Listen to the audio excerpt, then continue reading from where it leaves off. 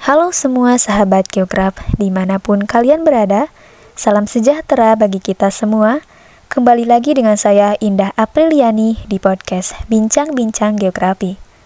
Nah, tema bincang kali ini akan membahas mengenai materi bumi sebagai ruang kehidupan. Sebelum membahas terlalu jauh, saya mau nanya nih sama sahabat geograf, apakah kalian tahu bagaimana pembentukan planet bumi? Oke, jika sahabat geograf belum tahu bagaimana bumi itu terbentuk, yuk dengerin podcast Bincang Geografi sampai akhir ya. So, pastinya kalian bakal paham setelah mendengarkan podcast ini. Jadi dengerin sampai habis ya.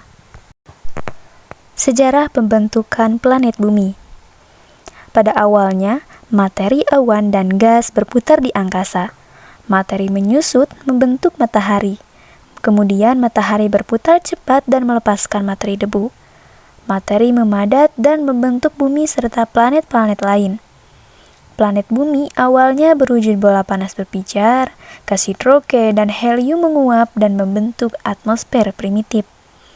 Atmosfer mendinginkan bagian luar dan membentuk kerak bumi. Bagian tengah bumi masih sangat panas hingga kini.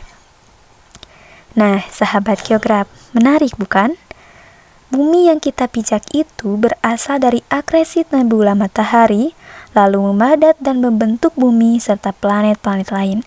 Setelah saya jelasin nih sejarah pembentukan planet bumi, apakah sahabat geograf sudah terbayang bagaimana bumi itu bisa terbentuk? Jika sudah paham, saya bakal ajak kalian ke pembahasan selanjutnya, yaitu tentang perkembangan kehidupan di planet bumi. Yang pertama, masa Arkeozoikum. Terjadi sekitar 4,5 sampai 2, miliar tahun yang lalu. Bumi masih sangat labil berupa bulatan bola gas yang sangat panas. Masa ini masa terbentuknya hidrosfer dan atmosfer. Awal munculnya kehidupan primitif, contohnya yaitu mikroorganisme seperti bakteri dan ganggang. Diketahui dari penemuan stromatolith dan cyanobacteria.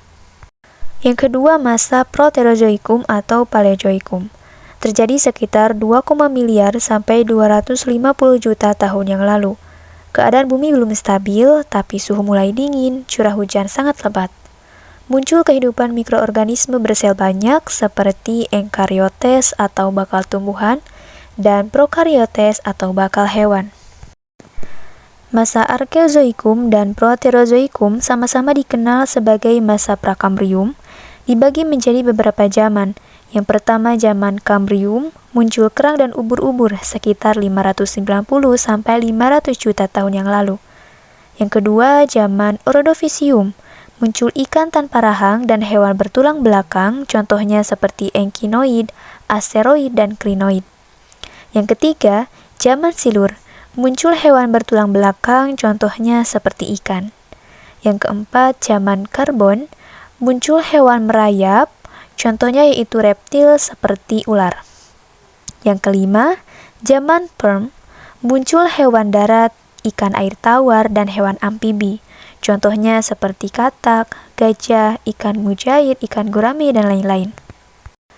Yang ketiga, masa Mesozoikum. Berlangsung sekitar 250 sampai 65 juta tahun yang lalu. Tanahnya mulai kering, iklim bersahabat, dan hujan mulai reda. Masa Arkeozoikum dibedakan menjadi 3 zaman. Yang pertama zaman Trias, yaitu muncul ikan, amfibi, reptil sekitar 250 sampai 210 juta tahun yang lalu.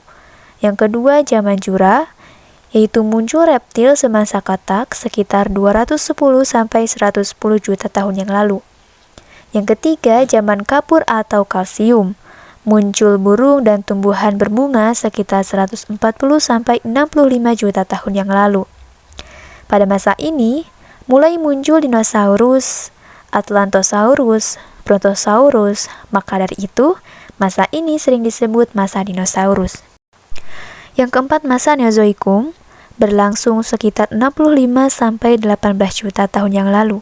Dikenal dengan masa kehidupan baru karena binatang raksasa mulai punah dan muncul kehidupan baru. Masa ini dibagi menjadi beberapa zaman. Yang pertama zaman tersier, terjadi sekitar 65 sampai 1,8 juta tahun yang lalu. Muncul primata dan burung tak bergigi berukuran besar.